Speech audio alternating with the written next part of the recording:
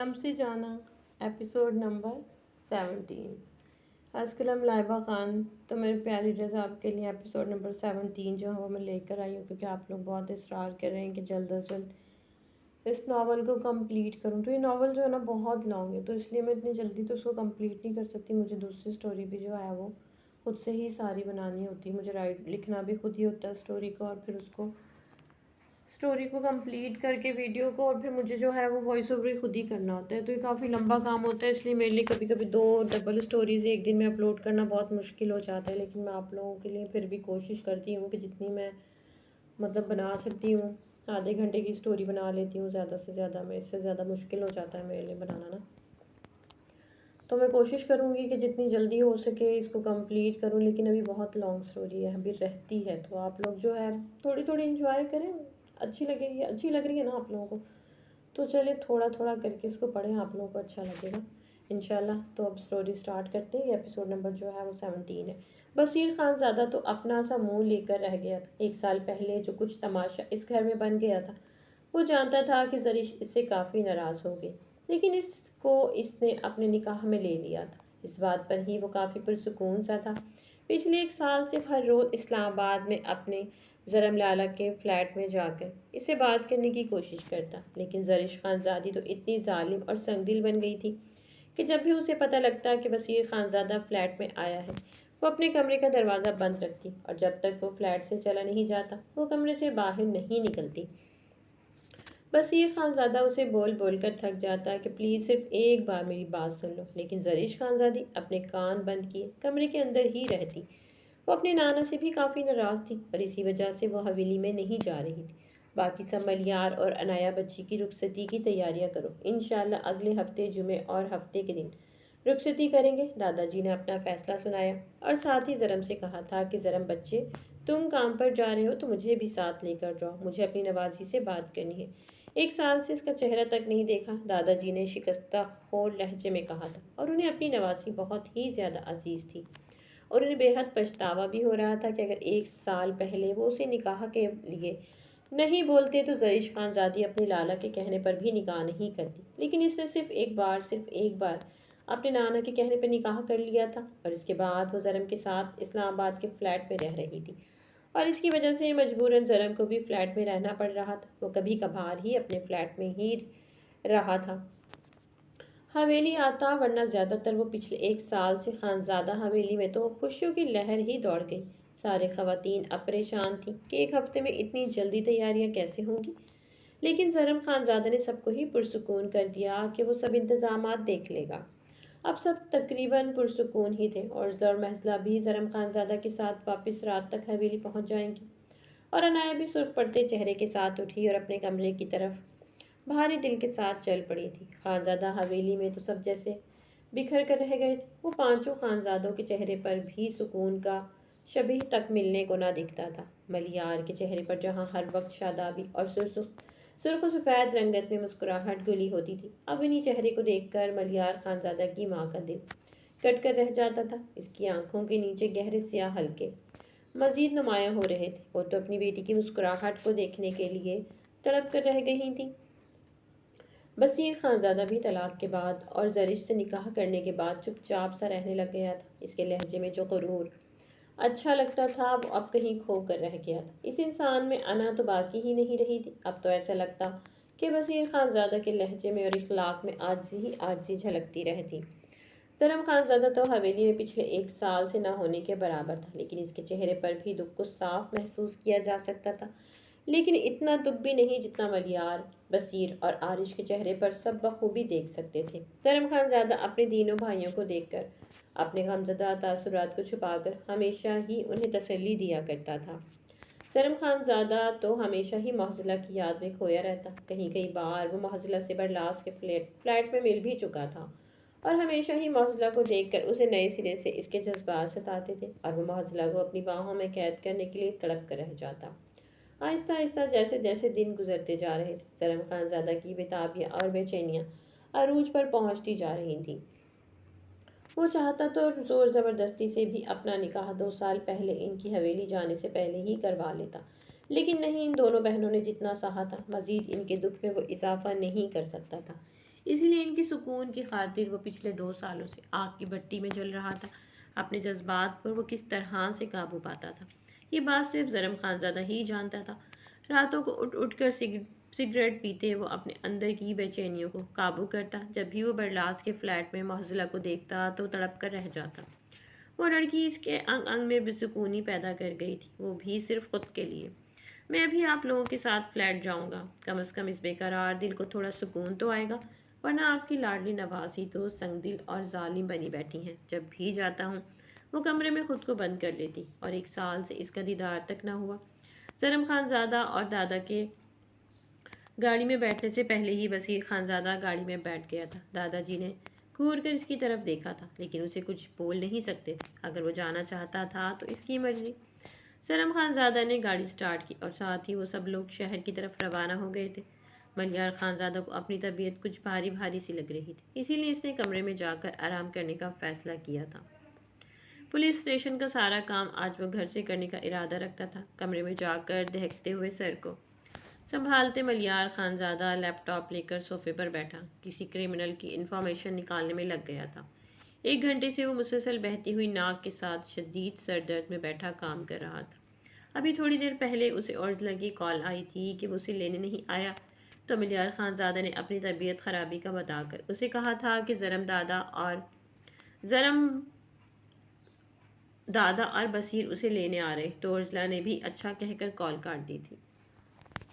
Sir दर्द की वजह से अब उसे मज़ीद आगे काम नहीं हो रहा था। बंद होती आंखों के साथ इसने लैपटॉप बंद किया और साथ ही उठा और ऊपर फ्लोर से ही नीचे चीखते हुए मुलाजमा को कह रहा था कि इसके लिए 1 अदद चाय का कप ले आए ताकि इसका सर दर्द ठीक हो।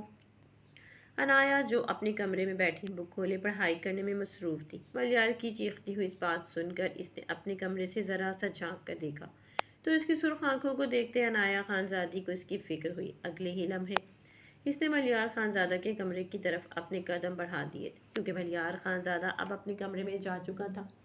मुलाजमा को चाय का कहकर, क्या हुआ, आपकी तबीयत ठीक है? आपकी आंखें इतनी सख्त क्यों हो रही हैं? अनाया ने कमरे के अंदर दाखिल होकर इसकी हालत देखी तो फिक्रमंदी से इसके पास जाकर कहा, कम अज़ कम इस वक्त तो मलियार खानज़ादा अनाया खानज़ादी की मुलाकात की तवक्को यहाँ पर नहीं रख सकता था।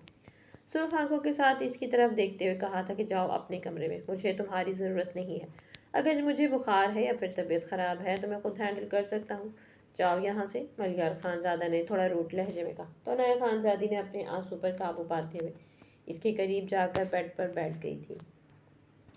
आपका सर दर्द कर रहा है तो मैं दबा दूँ? अनाया खानज़ादी ने इसको अपने सर पर छोटे से मुक्के मारते देखा तो जल्दी से पूछा था। मलियार खानज़ादा ने कोई भी जवाब नहीं दिया था, वो बिल्कुल चुपचाप था। अनाया खानज़ादी ने धीरे से इसका हाथ हटाया और अपने छोटे नरम मुलायम हाथ से धीरे धीरे से इसका सर दबाने लगी। पेशानी को छूते अनाया को ऐसा लगा जैसे इसने किसी गर्म तंदूर पर अपना हाथ रख लिया। उसे सख्त बुखार चिढ़ा हुआ था, लेकिन तभी तो इसकी आंखें बंद थी और सर में भी शदीद दर्द हो रहा था। अनाया परेशान सी अपनी आंखों में आंसू लिए धीरे धीरे से इसका सर दबा रही थी और उसे सुकून पहुंचाने की अपनी तरफ से पूरी कोशिश कर रही थी। मलियार खानज़ादा को इसके हाथों का लम्स अपनी पेशानी पर महसूस हुआ तो उसे निहायत ही सुकून मिला था। न जाने क्यों, लेकिन मलियार खानज़ादा की आंखों में बार बार आंसू आ रहे थे। उसे समझ नहीं आ रहा था कि वो किस तरह से अपने आंसू छुपाए। वो अनाया के सामने बिल्कुल भी नहीं रोना चाहता था, लेकिन शायद तबीयत खराबी का असर था जो इसका दिल इतना भर आया था। पिछले 1 साल और 6 महीने की अजियत को सोचते मलियार खानज़ादा का अपना दिल खुद के लिए ही कट कर रह जाता। क्यों, क्या तुमने मेरे साथ वो सब कुछ, अगर तुम वो सब कुछ ना करती, मुझे इतनी अजियत में मुब्तला ना करती, तो शायद आज हम दोनों खुशी खुशी अपनी रुखसती की तैयारी कर रहे होते। मैं तुम्हें शॉपिंग पर लेकर जाता, अपने पसंद के तुम्हें कपड़े दिलवाता, लेकिन नहीं, तुमने सब कुछ बर्बाद कर दिया। मेरी मोहब्बत, मेरा इश्क, मेरा भरोसा, मेरा एतबार, मेरा मान, सब कुछ तोड़ दिया तुमने। अचानक ही मलियार खानज़ादा ने इसकी गोद से अपना सर छुपाए ही कहा था, और वो इस बेहिस लड़की को अपने आंसू बिल्कुल भी नहीं दिखाना चाहता था। इसकी बात सुनते अनाया का दिल लरसा था। इसी वक्त से वो डरती थी और शादी के बाद, शायद नई जिंदगी शुरू करने के बाद, हमेशा के लिए बातें इसके मुकद्दर का हिस्सा बनने वाली थी। आहिस्ता आहिस्ता अपनी लेप को वो मलियार की आंसुओं से भिगोता हुआ महसूस कर सकती थी, लेकिन वो क्या करती, वो बेबस थी। खुद की भी आंखों में आंसू लिए वो टप टप गिरते मलियार खानजादा के बालों में जज्ब हो गए थे।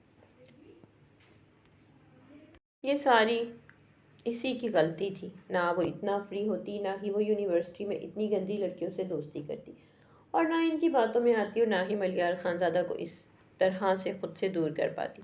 पूरी तरह से अनाया का वजूद अब हिचकियाँ भरता रोने में मसरूफ़ था। मलियार खानजादा तो शायद आहिस्ता आहिस्ता खनूदगी में ही चला गया था। अब अपने पेट पर अनाया को इसकी सांसें तक महसूस नहीं हो रही थी। अनाया का दिल घबरा गया। जल्दी से उसे सीधा करते इसका सर तकिए पर रखा और इसके नाक के पास हाथ ले जाते चेक किया तो इसकी सांसें निहायत ही धीमी धीमी चल रही थी। घर में तो कोई भी नहीं था कि वो डॉक्टर को बुला पाता, इसीलिए जल्दी से भागते हुए अपने कमरे में गई और अपना मेडिकल बॉक्स उठा कर ले आई थी। 2 साल में वो इतना कुछ तो सीख गई थी कि बुखार को भगाने के लिए क्या करना है। जल्दी से कमरे में आकर अपना मेडिकल बॉक्स उठाया, साथ ही जल्दी से एक बॉल में ठंडा पानी लिया और बाथरूम से टॉवल लेकर ठंडे पानी से गीला करते आहिस्ता आहिस्ता से अब वो मलियार खानजादा की पट्टियाँ करने लगी ताकि इसका बुखार उतर जाए। पिछले 1 घंटे से वो मुसलसल मलियार खानजादा की पट्टियाँ करने में मसरूफ़ थी। मुलाजमा चाय रखकर चली गई थी। मलियार खानजादा का बुखार थर्मामीटर के ज़रिए चेक करने के बाद अनाया खानजादी को इसके बुखार में थोड़ी बेहतरी महसूस हुई तो नीम खनूदगी में उसे पुकारते इसका गाल थपथपाए थे। उसे जगाने की कोशिश की थी ताकि वो मेडिसिन ले सके। थोड़ी सी मशक्क़त करने के बाद मलियार खानजादा ने अपनी आंखें खोली तो अनाया ने जल्दी से उसे मेडिसिन दी थी। मेडिसिन खाने के बाद मलियार खानजादा दोबारा से तकिए पे अपना सर रखते सो गया था। अब जब इसका बुखार कदर बेहतर हालत में था तो अनाया खानजादी ने इसके सुर्ख सफ़ेद रंगत की तरफ देखा था। इसके खूबसूरत नगूश को देखते बेसाख्ता ही अनाया खानजादी का दिल लरसा था। इसको इस बात में कोई भी आर महसूस नहीं हो रही थी कि उसे अपने महरम से मोहब्बत हो गई है। इसकी आंखों के नीचे गहरे स्याह हल्के को देखते अनाया खानजादी को दुख भी हुआ था। इसके खूबसूरत नगूश को अपनी उंगली से छूने की हसरत लेते वो धीरे धीरे से दोबारा इसका सर दबाने लगी। अनाया खानजादी ने धीरे से इसकी पेशानी पे अपने नरम पंखड़ियों जैसे लब रखे थे। न जाने क्यों अनाया खानजादी को आज से पहले मलियार खानजादा कभी भी इतना खूबसूरत नहीं लगा था, या फिर शायद अनाया खानजादी ने उसे कभी इतना करीब से देखा ही नहीं था। निकाह के कुछ टाइम बाद से इन दोनों के बीच ऐसी दूरियां आईं कि 1 साल 6 महीने तक तो अनाया जालिम और संगदिल बनी इसका चेहरा ही नहीं देख रही थी, और उसके बाद से 6 महीने से वो इससे खुद ही दूर हो गया। धीरे से इसके बाएं गाल पर नरमी से अपने लब रखते अनाया का दिल तेजी से बेसाख्ता धड़का था। मलियार खानजादा को थोड़ा पुरसुकून देकर अनाया भी पुरसुकून हुई थी, और वो भी थकी हुई थी। रात भर इसने टेस्ट की तैयारी की थी तो बेड की बुश से टेक लगाने की देर थी कि इसकी आंखें भी बंद हो गई। मलियार और अनाया खानजादा दोनों एक दूसरे के पहलू में पुरसुकून से सोए थे। दोनों ही एक दूसरे के बगैर नहीं रह सकते थे, लेकिन दोनों एक दूसरे को सजा भी देनी थी। इस वक्त वो दोनों सोए हुए एक मुकम्मल कपल की निशानदेही कर रहे थे। सरिश मेरी नवासी, दरवाज़ा खोलो, मैं हूँ। सरिश खानजादी अपने कमरे में बंद वाइट कलर का सिंपल सा ड्रेस पहने दुपट्टे को कंधे पर लटकाए हमेशा की तरह मोबाइल को ड्रेसिंग टेबल पर सेट किए रील बनाने में मसरूफ़ थी कि तभी उसे अपने नाना की आवाज़ आई। खुशगवार हैरत ली इसने जल्दी से अपने बालों को जूड़े में कैद किया। दुपट्टे को अपने सर पर सलीके से सजाते हुए इसने जैसे ही दरवाज़ा खोला तो इसके नाना खड़े थे। नाना, नाना जी, आप यहाँ पर क्या कर रहे हैं? जरीश ने उन्हें हाथ से पकड़कर अपने कमरे के अंदर लाकर सोफे पर बिठाया था। अभी वो भी सोफे पर बैठती कि बशीर खानजादा भी पीछे से थप थप करता इसके बैठने से पहले ही सोफे पर बैठ गया था। बशीर खानजादा को 1 साल बाद अपने सामने देखकर जरीश खानजादी बिल्कुल साकित सी रह गई थी। कहाँ अंदाजा था कि 1 साल बाद वो सितमगर इस तरह से इसके सामने आएगा। इसकी आंखों के नीचे गहरे हल्के जर्द होती रंगत, गुलाबी होंठ जो पहले थे अब वो स्याह दिख रहे थे। शेव पड़ी हुई थी, माथे पर बाल बिखरे हुए थे जिसकी खूबसूरती में मजीद इजाफा कर रहे थे। इस हाल में भी अपनी नीली आंखों के साथ वो जरिश शहजादी का दिल बुरी तरह से धड़का गया था। तुम यहाँ पर क्या कर रहे हो, और किसने तुम्हें घर के अंदर आने की इजाज़त दी? और अगर घर के अंदर आप ही गए थे तो मेरे कमरे में आने की क्या ज़रूरत थी? निकलो यहाँ से। अगले ही पल पिछले 1 साल का मंजर आंखों के आगे लहराया तो जरीश खानजादी ने सुर्ख अपनी आंखों के साथ चुटकी बजाते नाना के सामने ही उसे अपने कमरे से निकल जाने के लिए कहा था। कहाँ बर्दाश्त कर सकती थी जरीश खानजादी अपनी बेइज्जती, इसीलिए उसे अगले ही पल थक से कमरे से बाहर निकलने के लिए कह दिया था। बशीर खानजादा पहले तो शॉक्ड हुआ कि नाना के सामने इस तरह से बात कर सकती है। अगले ही पल इसके दिल में उसे समझाया कि ज़रिश खानज़ादी है तुम्हारा इश्क, जो किसी के सामने कुछ भी कर सकती है और बड़ों के सामने उसे अपनी बेइज्जती करवाना तो बसीर खानज़ादा का सिर्फ ख्वाब ही रह जाएगा। तमीज़ से नहीं कह सकती शौहर हूँ मैं तुम्हारा, ये किस तरह से बात कर रही हो तुम मेरे साथ? दादाजी आप देख रहे हैं किस तरह से मुझसे बात कर रही है। अगले ही पल सदमे से बाहर आते बसीर खानज़ादा ने दादाजी को इसकी शिकायत लगाई थी। छोटे बच्चों की तरह ज़बरदस्ती के मनकू हो तुम, मेरे शौहर नहीं हो, निकलो यहाँ से। नाना जी इसको यहाँ निकालें यहाँ से, वरना मैं आपसे भी बात नहीं करूँगी। जरीश ने भी जिद पे आते हुए नाना जी की तरफ देखते हुए कहा था। और वसीर खानज़ादा तो अपने नवासी और पोते के बीच फंस कर रह गए थे। किसको वो समझाते, दोनों ही अपनी अपनी जिद के पक्के थे। ज़बरदस्ती के मनकू हो तुम मेरी नवासी, तुम मेरे पास यहाँ आकर बैठो मेरी जान, इससे तुम्हें लड़ने की कोई ज़रूरत नहीं। दादाजी ने जरिश की तरफ देखकर प्यार से उसे अपने पास बुलाया और उसे बीच में बिठा दिया, यूं कि अब जरिश खानजादी के बसीर खानजादा की तरफ पीठ थी। बसीर खानजादा ने घूर कर इसकी पीठ को देखा। वो यहाँ पर इसकी पीठ देखने तो बिल्कुल भी नहीं आया था। अगले ही पल दिमाग में शरारत का कीड़ा जागा था। मेरी लाडली नवासी नाराज़ क्यों है? दादाजी ने प्यार से इसके चेहरे की तरफ देखा था, जहाँ इसके चेहरे में उन्हें अपनी बेटी की झलक दिखाई देती थी। बसीर खानज़ादा ने नामहसूस अंदाज में अपना हाथ इसकी कमर के गिर्द सांप की मानद लिपटाया था और इसकी कमर पर धीरे से अपनी शहादत की उंगली ट्रेस की थी। तो बेसाख्ता ही जरीश के जिस्म में कपकपाहट इसने वाज़ेह तौर पर महसूस की थी। जरीश खानज़ादी बिल्कुल स्टिल बिना हरकत की सांस रोके बैठी थी। वो ना तो पीछे मुड़कर देख सकती थी और ना ही अपने दादा को कोई जवाब देने के काबिल रही थी। क्या हुआ जरीश बेटी, जवाब दो। दादाजी ने उसे बिल्कुल स्टिल यूं खुद की तरफ देखते पाकर उसे कंधे से हिलाकर अपनी तरफ मुतवज्जा किया था। कुछ नहीं, जरीश खानज़ादी ने कांपते हुए लहजे में कहा था और साथ ही दादाजी की नज़रों से बच कर नामहसूस अंदाज में अपने हाथ पीछे ले जाकर बसीर खानज़ादा के हाथ पर अपने नुकीले नाखून इसके हाथ की जिल्द में बेदर्दी से घोंपे थे। इस पर बसीर खानज़ादा बिलबिला कर रह गया था और घूर कर इसकी पीठ की तरफ देखा था। इसका बस नहीं चल रहा था कि अभी इसका रुख अपनी तरफ मोड़े और इसके लबों को अपने लबों की कैद में लेकर उसे इस बात की सज़ा दे। कितनी बेदर्दी से इसने नाखून को बोए थे इसके हाथ की जिल्द में, लेकिन फिर भी बसीर खानज़ादा ढीठ बने इसकी कमर से अपना हाथ 1 इंच भी नहीं हटाया था। क्या तुम मुझसे इतनी नाराज़ हो के बात भी नहीं करोगी और हवेली भी नहीं चलोगी मेरे साथ? दादाजी ने इसकी आंखों में खफगी का तासुर देखा तो फिक्रमंदी से इसकी तरफ देखकर बोले थे। जरीश खानजादी तो अपने नाना को देख कर रह गई थी। अब उन्हें कैसे बताती कि पीछे इनका बेशरम पोता किस हरकत की वजह से उसे बात करने का मौका नहीं दे रहा था। नाना जी को तो वो बता नहीं सकती थी, लेकिन अपनी तरह से इसने इसका हाथ हटाने की कोशिश की थी, लेकिन वो तो ढीठ बना हाथ भी नहीं हटा रहा था। नहीं नाना, ऐसी बात नहीं है, मैं आपके साथ हवेली चलूंगी। दिल पर पत्थर रखते हुए जरीश खानजादी ने वो फैसला किया जैसे 1 साल पहले इसने कहा था कि वो कभी भी इस हवेली में कदम नहीं रखेगी। लेकिन अपने दादा को 1 साल बाद देखकर इनके बूढ़े झुर्रियों ज़दा हाथ को अपने हाथ में लेकर जरीश खानजादी ने मजबूत बनते हुए कहा था और इस उम्र में अपने नाना के साथ रहना चाहती थी। खुदा जाने इनकी ज़िंदगी कितनी बाकी थी, लेकिन फिर भी जितनी भी रहती थी वो अपने नाना के साथ ही ये सारा वक्त गुजारना चाहती थी। बसीर खानज़ादा की वजह से वो अपने अपनों से दूर क्यों रहती? जरीश खानज़ादी ने दिल में सोचा और फैसला किया जो 1 साल से वो नहीं कर पा रही थी। मेरी नवासी, मुझे तुमसे यही उम्मीद थी। दादाजी आगे बढ़े और इसके कंधे पर हाथ रखते हुए अकीदत से इसके माथे पर बोसा दिया था। जरीश खानज़ादी भी दिल में पुरसुकून होती, अभी भी बेचैन थी, क्योंकि इनका बेशरम और ढीठ पोता हाथ इसकी कमर से हटा ही नहीं रहा था। ठीक है, मैं तुम्हारा बाहर इंतज़ार करता हूँ, तुम भी अपना ज़रूरी सामान उठाकर आ जाओ, फिर हम हवेली की तरफ रवाना होंगे। सरम ने मोहज़ला और ओज़ला को भी हॉस्टल से लेना है, तब तक तुम अपना सामान इकट्ठा कर लो, दादाजी ने इनसे कहा और साथ ही वो कमरे से निकल गए थे ताकि इनकी नवासी और पोता अकेले में बात करके इन दोनों के बीच में जो कोई मसला था वो हल कर सके।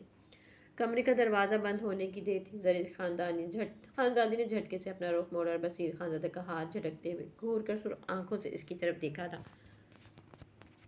बसीर खानजादा ने इसकी सुर्ख आंखों में देखा। इसके खूनख्वार चैनी बने तासरात को देखकर वो खूब इसके गुस्से को एंजॉय करने लगा। गुस्से से जरीश की नाक सुर्ख हो गई थी और इसकी आंखों में भी सुर्ख लकीर बन चुकी थी। इस वक्त इसका गुस्सा उरूज पर पहुंचा हुआ था।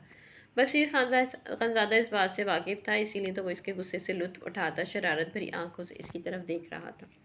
तुम्हारी हिम्मत कैसी हुई बेशरम खानजादे, क्रैक है क्या तुम्हारा दिमाग? किस तरह से तुमने मेरी कमर को छुआ? हिम्मत कैसी हुई तुम्हारी मुझे छूने की? जरीश खानजादी ने इसकी आंखों में शरारत देखकर गुस्से से इसकी तरफ बढ़ते इसके गिरेबान को पकड़ते हुए पूछा था। ओह मेरी जान, अगर तुम चाहो तो मैं दोबारा तुम्हारी कमर को छूकर तुम्हें बता सकता हूँ कि मैंने किस तरह से तुम्हारी कमर को हक भरे अंदाज में छुआ था तुम्हारी कमर के। अब तो तुम पूरी की पूरी ही क्रैक दिमाग वाले खानजादे की हो। अब जो भी हो, मैं इस हक से बिल्कुल भी दस्तबरदार नहीं हो सकता। और वैसे भी तुम तो इतनी खूबसूरत हो, तो क्यों ना तुम्हारे सामने बंदा है बशर बैठा हूँ और वो बहके ना। बसीर खानज़ादा अभी भी इसके तासुरात से मज़ा उठाता इससे बात कर रहा था। बसीर खानज़ादा को इसके गुस्सेले भरे तासुरात मज़ा दे रहे थे। कम अज़ कम इसने गुस्सा तो किया, वरना पिछले 1 साल से वो जिस तरह से चुप थी। बसीर खानज़ादा का उसे चुप देखकर दिल बैठा जा रहा था। दूर रहो मुझसे मिस्टर खानज़ादा, अगर हाथ भी लगाने की कोशिश की तो उंगली तोड़कर तुम्हारे हाथ में दे दूँगी। ज़रीश खानज़ादा ने चीख कर सुर्ख आंखों के साथ इसकी तरफ देखते हुए कहा था। इस वक्त ज़रीश का गुस्सा आउट ऑफ कंट्रोल हो रहा था। इस खानज़ादी का दिमाग जब घूमता तो इस तरह से घूमता कि अगले बंदे को वो कुछ बोलने ही नहीं देती। और बसीर खानज़ादा इसके सामने बोल रहा था। ये बात इसके गुस्से को आखिरी स्टेज पर पहुंचाने के लिए काफ़ी थी।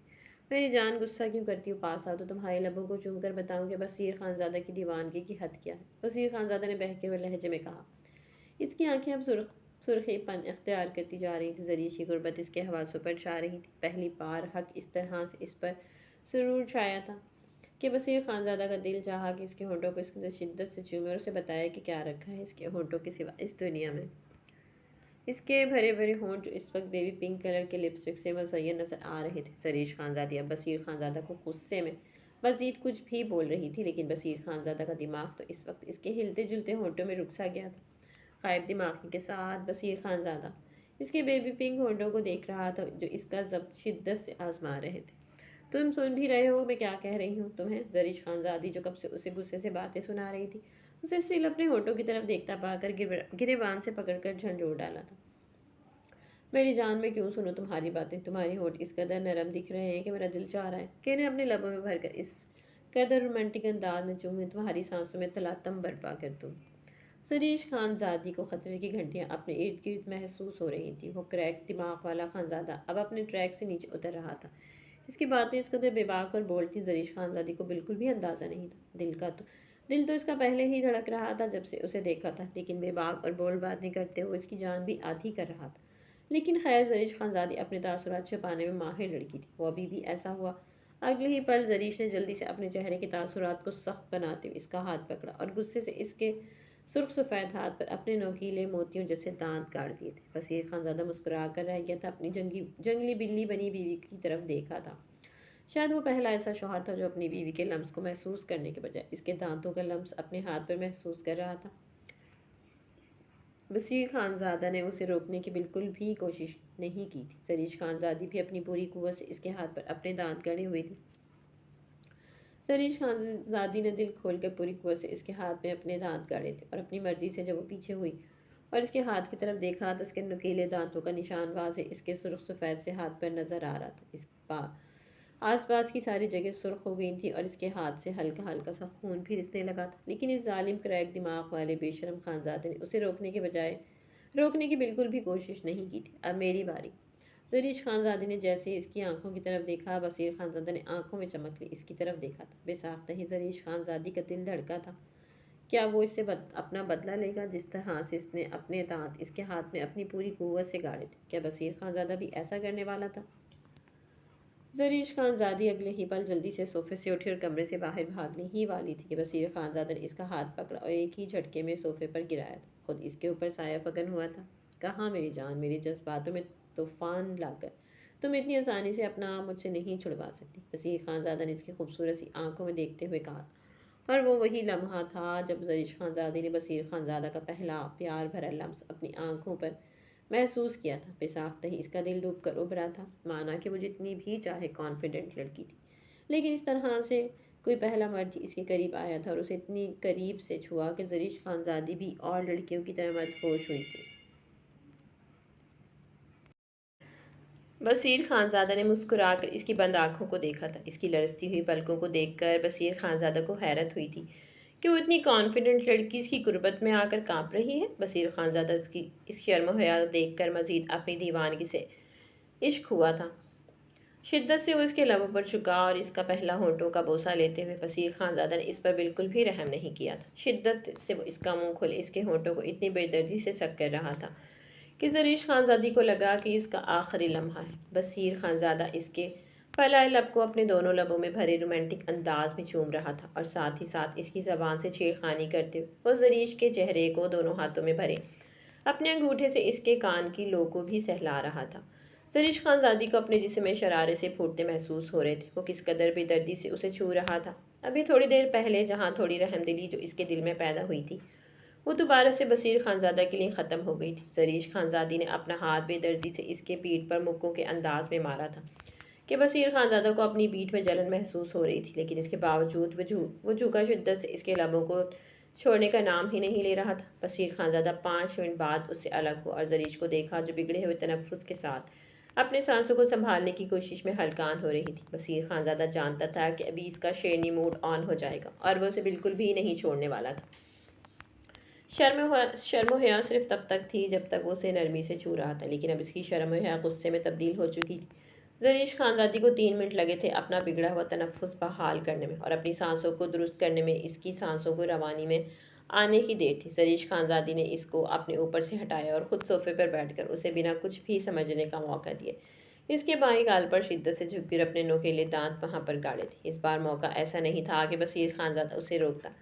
ना पिछली बार वो इसके हाथ पर दांत गाड़े गाड़े हुई थी तो इधर इतना दर्द और जलन का एहसास नहीं हुआ था, लेकिन अब वो इसके गाल पर अपने दांत गाड़े हुए थी जहां बसीर खानदादा को मीठे से लम्स के साथ साथ दर्द भी हो रहा था। इसीलिए उसे पीछे करने की कोशिश करते हुए बसीर खानजादा ने उसे कंधे से पकड़कर दूर हटाना चाहा। नतीजा इसके गाल पर खिंचाव पड़ते वो कर्राह भर कर रह गया था।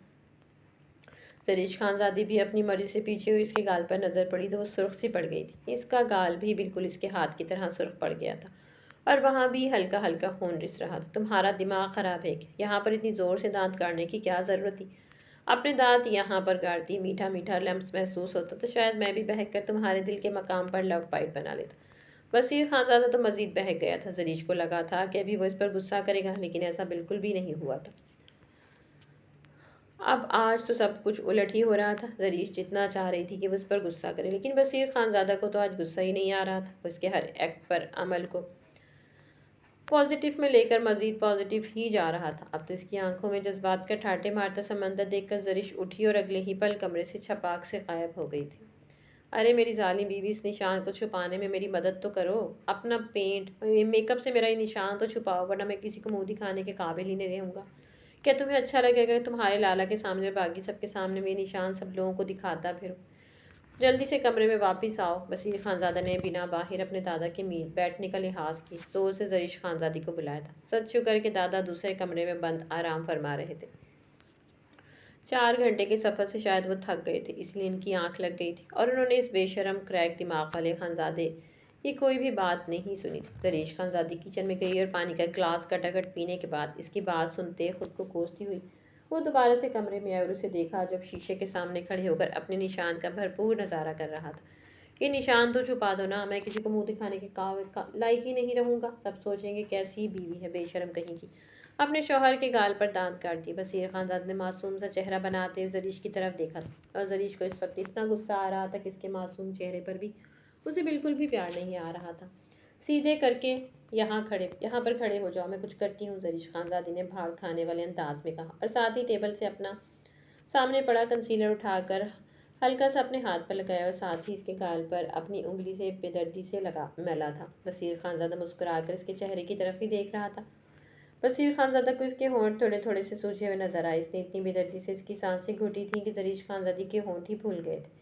वो भी ज़रा से दूर दूर से देखने पर बिल्कुल भी महसूस नहीं होता था, लेकिन वो इसके पास खड़ी थी कि बसीर खानजादा को न चाहते हुए भी इसके होंठों पर अपनी निगाहें गाड़नी पड़ रही थी, वरना इसके होंठों को देखते ही बसीर खानजादा का शिद्दत से दिल चाहता था कि उन्हें चूम ले। क्या है तुम्हारे होंठों को चूमने के अलावा भला इस दुनिया में रखा ही क्या है? बसीर खानजादा जानबूझकर ऊंची आवाज़ में इसने वो शेर अर्ज किया तो जरीश खानजादी ने जिस कदर गुस्सीली भरी नज़रों से इसकी तरफ देखा था, बसीर खानजादा अगले ही पल बिल्कुल अच्छे बच्चों की तरह चुपचाप अपने होंठों पर उंगली रखकर खड़ा हो गया था, जैसे वो कुछ भी नहीं बोलेगा। तुम अपना काम करो। जरीश खानजादी ने कंसीलर इसके चेहरे पर कुछ इस तरह लगाया था कि इसका बिल्कुल भी पता नहीं चल रहा था। इसका निशान भी छुप गया था जो इसकी बदौलत ही बसीर खानजादा को मिला था। यार ये अच्छा है, ये जादुई क्रीम तुम कहाँ से लाई हो मुझे ही बताओ, मैं भी अपने लिए ख़रीद लूँगा। आए दिन अब मुझे तुम्हारे ज़ख्म छुपाने पड़ेंगे ना, और तुम तो फिर जालिम बन के कमरे से निकल जाओगे। बाद में सबके सामने मुझे आना पड़ेगा, इसलिए मैं अपने लिए ख़रीद लेता हूँ। ज़रीश की गुस्सीली भरी निगाहों का एक बार वो फिर से निशाना बना था, इसीलिए मासूमियत से ज़रीश खान दादी से कहा तो अगले ही पल इसकी बात सुनकर बुरी तरह से इसके दिल के मकाम पर मुक्का मारती कमरे में 200 के स्पीड से गायब हुई थी। मुझे नहीं पता था कि मेरी बीवी के अंदर मेरे लिए इतना गुस्सा जमा है कि मुझे मारते हुए निकालेगी। खैर बसीर खानज़ादा, तो अब तुम्हारे ज़िंदगी का मामूल बन जाना चाहिए। रोमांस के दौरान तुम्हारे पेट पर मुक्कों की बरसात और रोमांस के बाद गुस्से का निशाना बनते हुए तुम्हारा सीना इसके मुक्कों का निशाना बनेगा।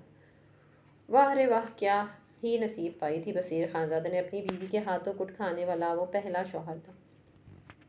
बसीर खानज़ादा ने मिरर में अपने अख को देखते हुए खुद से ही कहा था और साथ ही चेहरे पर दिल फरेब मुस्कुराहट से जाकर अपने बालों को ज़रा सा सेट किया और साथ ही वो कमरे से निकलकर ज़रीश की तरफ दोबारा से उसे तंग करने के लिए चला गया था। आज 2 साल बाद वो हवेली के अंदर दोबारा से कदम रखने जा रही थी। 2 साल पहले जहाँ वो अज़म करके निकली थी कि वो इस हवेली में दोबारा कुछ बनकर लौटेगी, तो अपने अज़म में कामयाब भी हो गई थी और एक कामयाब बिजनेस वुमेन बनकर दोबारा से इस हवेली में लौटी थी। लेकिन इसका दिल शायद वहीं का वहीं था, 2 साल पहले वाला। गहरी सांस हवा के सुपुर्द करते इसने मौसला का हाथ पकड़ा और हवेली के अंदर दाखिल हो गई। इनसे पहले दादाजी भी हवेली के अंदर दाखिल हो चुके थे। वो दोनों जैसे ही घर के अंदर दाखिल हुई, हवेली के सब बड़े ही तकरीबन लाउंज में बैठे इनका इंतजार करे के लिए खड़े थे। सबसे पहले तो शुमाइला बेगम ही आगे बढ़ी और औरजिला और माजिला को अपने गले लगाया था। देखो तो सही मेरा बच्चा कितनी कमज़ोर हो गई कि अपना ख्याल नहीं रख रही थी वहाँ पर, शुमाइला बेगम ने इस कदर मोहब्बत से कहा था कि औरजिला तो हैरान ही रह गई। यकीन करना मुश्किल था कि शुमाइला बेगम इनसे इतनी मोहब्बत और प्यार से पेश आ रही है। चलो कोई बात नहीं, अब तुम दोनों हवेली आ गए हो ना, तो अब खाने में कोई भी छूट नहीं मिलेगी तुम दोनों को। शुमाइला बेगम ने प्यार से उजला का माथा चूमते हुए कहा था और साथ ही वो मोहजिला की तरफ भी बढ़ी और उसे भी अपनी बाहों में भरते हुए साथ इसके माथे पर भी बोसा दिया। वो मोहजिला को देख रही थी जो पहले से बढ़कर खूबसूरत और मासूमियत का पेकर बनकर हवेली में दाखिल हुई थी। मोहजिला के चेहरे पर जहाँ मासूमियत ही मासूमियत थी, अब इससे भी ज़्यादा मासूमियत इसके चेहरे पर दिखाई दे रही थी। माशाल्लाह से वो 18 साल की हो गई थी और 18 साल की खूबसूरत दोशीज़ा बनकर वो हवेली में वापस लौटी थी। इसकी बड़ी बड़ी आंखों में कोई भी देखता तो यकीनन वो डूब जाता। इसके पठानी नैन नक्श काफ़ी अट्रैक्टिव थे। इसके सफ़ेद गाल जिन पर हमेशा ही सुर्खी कुदरती तौर पर रहती थी, इसके भरे भरे से होंठ वो काफ़ी खूबसूरत लग रही थी। पहली नज़र में ही शुमाइला बेगम ने मोहसिला की नज़र उतारी थी। मैं भी यहाँ पर हूँ, ज़रीश खानज़ादी की नाराज़ सी आवाज़ नायला बेगम ने सुनी तो जल्दी से अपने दिल के टुकड़े के पास पहुँची थी और उसे अपने गले में भींच लिया था। मेरी जान अपनी मोरे को छोड़कर कहाँ चली गई थी? एक बार जाने से पहले अपनी मोरे की भी फिक्र नहीं की तुम्हें? 1 साल तुम अपने मोरे से दूर कैसे रही हो? नायला बेगम ने अपनी आंखों में आंसू लाते हुए ज़रीश खानज़ादी से कहा था। मोरे यार बस भी करें, मैं वापस आ गई हूँ ना, अब मैं आपको छोड़कर कहीं भी नहीं जाऊँगी। जल्दी से आंसू साफ़ करें। ज़रीश ने हाथ से इनके आंसू साफ़ किए थे और साथ ही इनके गले लगाते हुए कान में सरगोशी नुमा आवाज़ में कहा था कि आपके बेशरम बेटे की वजह से गई थी, अब वापस आ गई ना, आपको मेरी प्रोटेक्शन करनी है इससे। नायला बेगम ने इसकी बात सुनी तो इनके चेहरे पर गहरी मुस्कुराहट ने अहाता किया था। ज़रीश खानज़ादी और बेटी के साथ साथ इनकी बहू के ओहदे पर भी फाइज थी। ये ख्याल ही कितना प्यारा था। ज़ोर से उसे अपने गले में भींचते हुए इनके माथे पर बोसा दिया और औरजिला और मोहजिला से भी मिलते हुए वो सभी डाइनिंग टेबल पर पहुंच चुके थे, क्योंकि रात का खाना अब तक खान हवेली में किसी ने भी नहीं खाया था। सभी औरजिला मोहजिला का इंतज़ार कर रहे थे। अब जब सब लोग वापस आ गए तो अब खाना खाने की तरफ बढ़ चुके थे। ज़रिश बेटा खाना क्यों नहीं खा रहे? आरिश बेटा खाना क्यों नहीं खा रहे? खाओ, तबीयत ठीक है तुम्हारी? शुमाइला बेगम आरिश की तरफ मुतवज्जो हुई जो अपनी प्लेट को घूरे ही जा रहा था, लेकिन इसने अभी तक अपनी प्लेट से एक निवाला भी नहीं खाया था। शुमाइला बेगम ने ऊंची आवाज़ में आरिश को टोका तो औरजिला ने बेसाख्ता ही सर उठाकर आरिश को देखा था और औरजिला ने आरिश के झुके सर को देखा तो उसे हैरत सी हुई थी कि आखिर वो अपना सर क्यों झुकाया हुआ है। फिर यकायक आरिश खानज़ादा ने अपना सर उठाकर शुमाइला बेगम को कुछ कहा था और औरजिला ने तो वो सुना भी नहीं था, वो तो स्टिल इसके चेहरे की तरफ देख रही थी। क्या ये वही आरिश खानज़ादा था जो निकाह से पहले था? सूट बूट वाला वो मकरूर खानज़ादा, आंखों में फतह की चमक लिए, सुर्ख सफ़ेद सी रंगत के साथ बालों को जेल से सेट किए, ब्रांडेड सूट, ब्रांडेड घड़ी, ब्रांडेड जूतों को हर वक्त पहनने रहता था। क्या ये वही आरिश खानज़ादा था? औरजिला स्टिल अपनी बड़ी बड़ी आंखों से आरिश खानज़ादा की तरफ देख रही थी। उसे लगा कि वो सांस नहीं ले पाएगी। ये आरिश खानज़ादे से वो क्या बन गया था? आंखों के नीचे गहरे हल्के रंगत पहले जहाँ सुर्ख थी अब वो जर्द पड़ गई थी। आंखों की चमक भी बिल्कुल जैसे गायब हो गई थी। होंठ स्याह हो रहे थे और उर्जिला को अपनी आंखों पर यकीन नहीं आ रहा था कि 2 साल में आरिश खानज़ादा इतना तब्दील हो चुका है कि इसने अपनी हालत इस कदर बुरी बना ली है। चलो बच्चियों, तुम सब ने अनाया और मलियार की रुखसती की तैयारी करनी है जल्दी से। कल ही तुम सब लोगों ने शॉपिंग पर जाना है और आगे ही बहुत कम दिन रह गए, तो कल ही सब शॉपिंग तुम लोगों ने कंप्लीट करके आना है। मैं किसी की ये बात बिल्कुल भी नहीं सुनूंगी कि हमारा यह रह गया, हमने दोबारा शॉपिंग करने जाना है।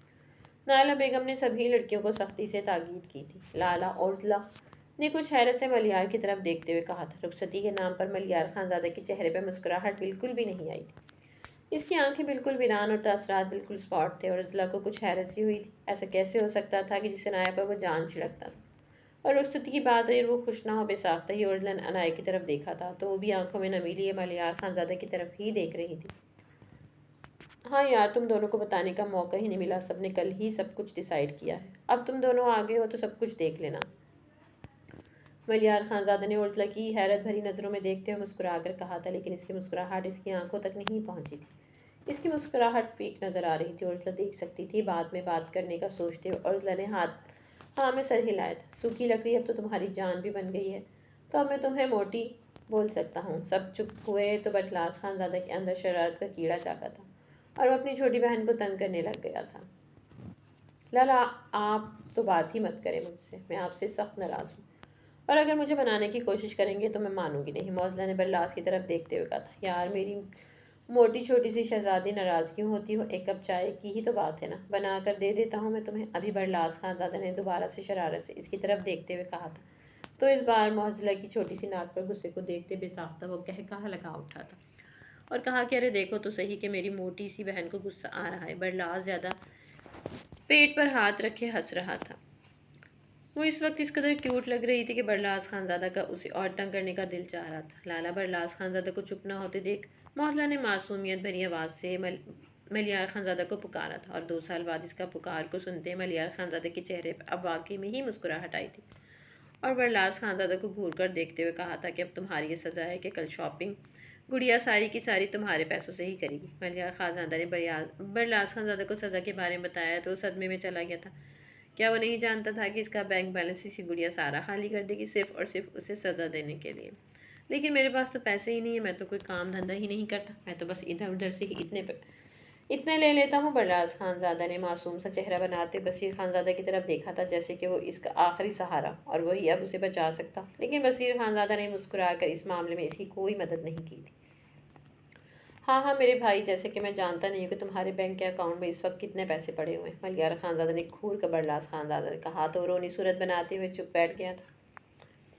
अब और अपनी इस मोटी बहन को भी देखा था जो हमेशा ही इसकी शिकायत लाला से लगाती थी और वो फंस जाता था। अब मोहज़ा ज़बान निकाले उसे चिढ़ा रही थी, जैसे कह रही हो कि अब दोबारा तंग करके दिखाओ। अब अगर बरलास खानज़ादा से दोबारा तंग करता तो कोई बईद ना थी कि इस बार मलियार खानज़ादा उसे ये भी कह देता कि सारी लड़कियों को शॉपिंग करवाने तुम लेकर जाओगे। क्या वो नहीं जानता था कि लड़कियों के 100 नखरे होते हैं और इधर जिसका सारा दिन बर्बाद होने वाला था। इसीलिए चुपचाप बैठते हुए खाने की तरफ मुतवज्जा हो गया था। सारे बड़े ही इन लोगों की नोक-झोंक को देखते हुए मुस्कुरा रहे थे। आज खानज़ादा हवेली में 2 साल बाद दोबारा से जैसे खुशियाँ लौट आई थी। आलमज़ेब खानज़ादा ने भी हसरत से अपनी बेटियों की तरफ देखा था और उन्हें अपने सीने से लगाने की हसरत तो शायद वो दुनिया से अपने साथ लेकर ही जाने वाले थे। सरम खानज़ादा की नज़रें तो किसी भी तौर मौज़ला से हटी नहीं रही थी। इसका दिल चाह रहा था कि अभी भी सब बड़ों से बात करे और अपने निकाह में ले ले, लेकिन सब कुछ जितना ज़रम खानज़ादा को आसान लग रहा था, आसान नहीं था सब कुछ इतना। इसके हुस्न और मासूमियत को देखते हुए ज़रम खानज़ादा की रात तो आज आंखों में ही कटने वाली थी। इसके जज्बात में तो पूरी तरह से तूफ़ान ला खड़ा कर दिया गया था। मोहतला खानज़ादी ने वो क्या करता, वो बेबस था। अपने दिल को वो समझा भी नहीं पा रहा था और दिल बज़िद था कि उसे चाहिए तो सिर्फ मोहज़ला खानज़ादी ही। सभी तकरीबन डाइनिंग टेबल से उठ गए थे। सिर्फ और सिर्फ औरज़ला और आरिश खानज़ादा ही डाइनिंग टेबल पर बैठे थे। औरज़ला भी वहाँ से उठकर जाने ही वाली थी कि आरिश ने उसे मुखातिब करते हुए कहा था कि थोड़ी देर बात हो सकती है। ना चाहते भी इसके लहजे में इल्तिजा को महसूस करते औरज़ला खानज़ादी अपनी चेयर पर बैठ गई थी और मुंतज़िर नज़रों से इसकी तरफ देख रही थी कि वो कब अपनी बात शुरू करता है। कैसी हो औरज़ला खानज़ादी, जो उसकी तरफ ही मुतवज्जा थी। इसके सवाल को सुनकर वो हैरत में मुब्तला हुई। अगले ही पल संभल कर जवाब दिया कि मैं ठीक हूँ, तुम कैसे हो? आरिश खानज़ादा को उम्मीद नहीं थी कि वो इससे इसका हाल भी पूछेगी, इसलिए चेहरे पर मुस्कुराहट सजाते हुए कहा, मैं ठीक हूँ, तुम्हारे सामने ही हूँ। इसके बाद दोनों के बीच गहरी खामोशी छा गई। आरिश खानज़ादा को लफ्ज़ ही नहीं मिल रहे थे कि वो इससे किस तरह से बात करे, कैसे माफ़ी मांगे, कैसे उसे खुद के पास आने के लिए कहे। तो दूसरी तरफ औरजला भी खामोश इसके बोलने का मौका दे रही थी कि वो कुछ तो कहे, लेकिन इसकी तरफ से भी गहरी खामोशी को देखते उठकर डाइनिंग टेबल से अपने कमरे की तरफ चली गई थी। आरिश खानजादा ने उसे जाते देखा तो बेबसी से अपने बालों में हाथ फेर कर रह गया था। क्या करता वो अपने बेचैन दिल का, जो उसे सामने देखकर धड़क धड़क कर पागल ही हो जाता। और जब भी वो दूर जाती तो वो बिल्कुल वीरान सा हो जाता। आरिश के अंदर और बाहर बिल्कुल सन्नाटा सा हो गया था। खामोशी, हर तरफ गहरी खामोशी थी। आरिश खानजादा को जो कुछ याद आ रहा था तो इस दिन का वो थप्पड़, इस पर इल्ज़ाम लगाना, इसकी मोरे के सामने से खुद से दूर झटकना, इसका ज़मीन पर गिरना। बेबसी की इंतहा पर पहुंचते हुए आरिश खानजादा के चेहरे से आंसू रवाना शुरू हो गए थे। जिस तरह से वो अपनी गलती की तलाफ़ी करता, उसे समझ नहीं आ रहा था कि अल्लाह के सामने रो रो कर तो इससे माफ़ी मांगी थी। तहज्जुद में उठकर इसने अपनी औरजला की सलामती और इसकी कामयाबी, इसका दिल अपने लिए नरम होने की दुआएं रो रो कर गिड़गिड़ा कर अपने खुदा से मांगी थी। आरिश खानजादा और आंसू से भरी आंखों के साथ ही वो अपने कमरे की तरफ चल दिया था। आरिश खानजादा समझा नहीं था ये औरजला का दिल ही इसके लिए नरम हुआ था कि वो उसकी बात सुनने के लिए इसके पास इसके एक बार मुखातिब करने पर ही बैठ गई थी। वरना 2 साल पहले तो वो इसकी शक्ल तक देखना नहीं चाहती थी और ना ही वो इससे बात करना चाहती थी। आरिश खानजादा समझ नहीं पा रहा था, लेकिन खुदा ने उसे मौका दिया था। खुदा ने उसकी गलतियों को माफ़ किया था और कतरा कतरा करके औरजला का दिल भी आरिश खानजादा के लिए नरम हो रहा था। क्या मैं अंदर आ सकती हूँ? औरजला खानजादी ने मलियार खानजादा के कमरे पर दस्तक देते हुए कहा था। मलियार खानजादा, जो अंदर बेड पर बैठा गहरी सोचों में गुम था, चौंक कर दरवाजे की तरफ देखा और हाँ में सर हिलाते औरजला को कमरे के अंदर आने की इजाज़त दे गया था। क्या हुआ? सब ठीक है? तुम्हारी आंखों में मुझे खुशी बिल्कुल भी नज़र नहीं आ रही। तुम्हारी आंखें वीरान सी क्यों हैं? क्या तुम्हारे और अनाया के बीच सब ठीक है? औजला खानजादी ने सोफे पर बैठते ही दो टोक अंदाज में मलियार खानदाद से बात की थी, अपने लाला के चेहरे पर बेचैनी को देखते हुए। न जाने क्यों इसका दिल भी अंदर ही अंदर बेचैन हो रहा था। सब ठीक है, थोड़ी सी तबीयत ठीक नहीं थी, फीवर हो रहा था, शायद इसी वजह से तुम्हें ऐसा लगा होगा, वरना सब ठीक है। मलियार खानजादा ने अपने चेहरे पर मुस्कुराहट को सजाते उसे मुतमईन करना चाहा था, लेकिन वो नहीं जानता था कि सामने भी इसकी बहन बैठी है, जो सामने वाली की आंखों में दुख और परेशानी को चुटकियों में भांप लेती थी। झूठ बोल रहे हो, वो भी मुझसे? औरजला खानजादी ने इसकी तरफ देखते हुए कहा था।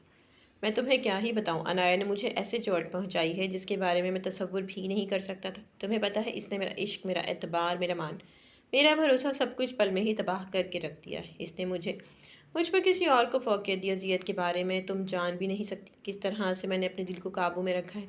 ये मैं ही जानता हूँ। मेरा दिल चाहता है कि मैं खुद को मार दूँ, इस अजियत से बेहतर मर जाना है। मलियार खानज़ादा को जब लगा कि वो बिल्कुल भी नहीं टलेगी तो अपने दिल की हालत इसके सामने बयान करने लगा। सबसे इसकी आंखें सुर्ख हो रही थी, आंसू झलकने को बेताब थे, लेकिन अपनी पलकों को झपकते हुए इसने अपने आंसू को अंदर उतारा था। वो बिल्कुल भी कमज़ोर नहीं पड़ना चाहता था। मैं नहीं जानती कि तुम दोनों के बीच क्या मसला हुआ है, लेकिन मेरी एक बात याद रखना, अनाया जिस एज में है, इस एज में लड़कियों की कच्ची उम्र की नादानियाँ बिल्कुल भी भूली नहीं जाती। और अनाया मेच्योर है और तुम मेच्योर हो, इस बात को याद रखकर उसे सदा देना। मैं नहीं जानती कि इसने तुम पर किसी और को फोकियत दी तो तुमने इसके पीछे वजह जानने की कोशिश की। इससे जाकर एक बार बैठकर बात तो पूछो कि क्या बात है। सिर्फ एक नज़र में उसने उसे देखा और उसकी आंखों में जलती मोहब्बत के दीप देखे थे।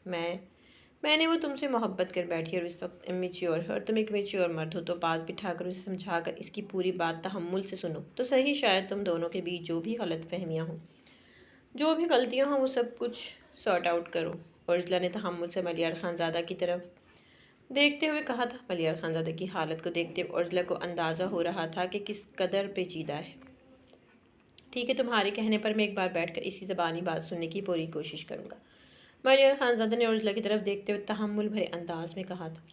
मलियार खानज़ादा को अंदाज़ा हुआ कि वो वाकई ही इमेच्योर है, तो एक बार उसे बिठाकर बात ज़रूर करनी चाहिए। औरजला ने भी हाँ में सर हिलाया और जाने से पहले इसने कहा था कि अब कल के कल ही तुम दोनों के बीच जो भी मसले हैं वो सारे मसाइल हल कर होने चाहिए। शादी आ रही है, तुम लोग शादी को एंजॉय करो, बार बार थोड़ी ना आते हैं ये दिन, और अपने मुंह पर 12 बजाकर नीचे मत आया करो, परेशान हो जाएंगे सब। औरजला खानज़ादी ने रोब झाड़ते हुए कहा था। मलियार खानज़ादा के चेहरे पर मुस्कुराहट ने अहाता किया था। ठीक है मेरी बहना, जो हुक्म। मलियार खानज़ादा ने दिल पर हाथ रखते हुए सर को झुकाकर कहा था। औरजला खानज़ादी भी मुस्कुराकर इसके कमरे से चली गई थी। तुम यहाँ पर क्या कर रहे हो? निकलो यहाँ से। हिम्मत कैसी है मेरे कमरे में अंदर दाखिल होने की? जरीश खानज़ादी ने बसीर खानज़ादा को खिड़की के ज़रिए अंदर अपने कमरे में कूदते देखा तो चीख कर कहा था, मेरी जान, जब तुम कमरे का दरवाज़ा नहीं खोलोगी तो मुझे इस तरह से ही तुम्हारे कमरे के अंदर दाखिल होना पड़ेगा। अगर मैं कब से दरवाज़ा खटखटा रहा था तो अगर खोल देती तो मुझे इतनी मशक्क़त मेहनत ना करनी पड़ती। बस ये खानज़ादा, तुम शायद भूल रहे हो कि तुमने 1 साल पहले मेरे साथ क्या किया था, लेकिन मैं बिल्कुल भी नहीं भूल सकती और ना ही मैं तुम्हारी इस गलती को इतनी जल्दी माफ़ करूँगी। जाओ यहाँ से। ज़रीश खानज़ादी ने स्पॉट लहजे के साथ उसे घूरते हुए यहाँ से जाने के लिए कहा था।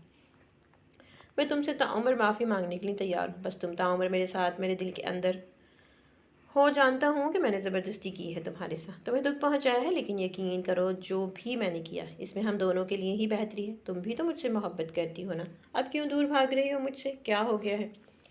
बशीर खानज़ादा ने इसकी बात को सुनकर और इसके स्पॉट लहजे को सुनकर खुद भी संजीदा होते उसे कहा था, नहीं करती मैं तुमसे जो मोहब्बत, जाओ यहाँ से। एक बार की कही बात तुम्हें समझ नहीं आती? इस बार चीखते हुए ज़रीश ने उसे कमरे से निकल जाने के लिए कहा था, लेकिन मजाल थी कि बशीर खानज़ादा वहाँ से हिला तक भी हो। अच्छा, मोहब्बत नहीं तो इश्क करती हो क्या? बशीर खानज़ादा का सवाल बेसाख्ता था और ज़रीश खानज़ादी ने इसके सवाल पर गौर किया तो इसका दिल धड़कना भूल गया था कि क्या वो मर्द इतना इसके दिल के करीब हो गया था कि अब इसके अंदर की बातें भी वो समझने लगा था। उसे कैसे पता कि ज़रीश खानज़ादी इससे मोहब्बत नहीं इश्क की राह पर चल पड़ी है।